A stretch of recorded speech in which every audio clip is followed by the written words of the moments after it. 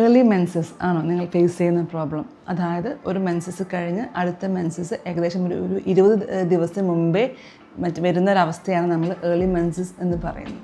സാധാരണയായിട്ട് ഒരു 21 ദിവസം മുതൽ 35 ദിവസം വരെയുള്ള സൈക്കിൾ ഡ്യൂറേഷൻ നമ്മൾ നോർമലായിട്ടാണ് കണക്കാക്കാറ്.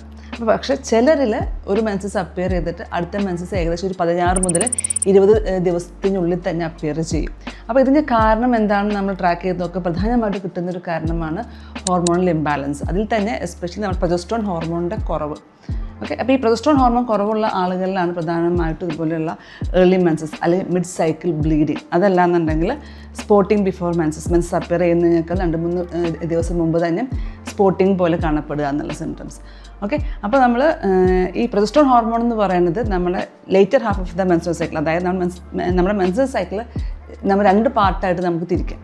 അത് ഫസ്റ്റ് ഹാഫ് എന്ന് പറഞ്ഞാൽ follicular phase, second half luteal phase. ഈ അണ്ട പൊട്ടിയതിന് ശേഷമുള്ള ഫേസാണ് ലൂട്ടിയൽ ഫേസ്. ഈ ഫേസിൽ നമ്മൾ ഏറ്റവും ഇമ്പോർട്ടൻ്റ് ആയിട്ട് ആക്ട് ചെയ്യേണ്ട ഹോർമോണാണ് ഈ പ്രൊജസ്ട്രോൺ ഹോർമോൺ. അപ്പോൾ ഈ ഹോർമോൺ മിസ്സാവുമ്പോൾ ആ ലൂട്ടിയൽ ഫേസ് ഷോർട്ടൻഡ് ആവുകയും പെട്ടെന്ന് തന്നെ മെൻസസ് സ്റ്റാർട്ട് ചെയ്യുകയും ചെയ്യും കേട്ടോ.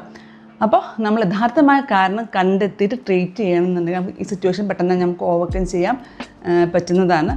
ഓക്കെ, അപ്പോൾ നിങ്ങൾ യഥാർത്ഥമായ കാരണം കണ്ടെത്തിയിട്ട് ട്രീറ്റ്മെൻറ്റ് എടുക്കാൻ ശ്രമിക്കുക. ഇത്തരത്തിലുള്ള പ്രോബ്ലംസ് ഫേസ് ചെയ്യുന്ന ആളുകൾ നിങ്ങളെന്നുണ്ടെങ്കിൽ നിങ്ങൾക്ക് ധൈര്യമായിട്ട് താഴെ കാണുന്ന നമ്പറിൽ ഞങ്ങളുമായിട്ട് ഡയറക്റ്റ് കോൺടാക്ട് ചെയ്യാവുന്നതാണ് കേട്ടോ.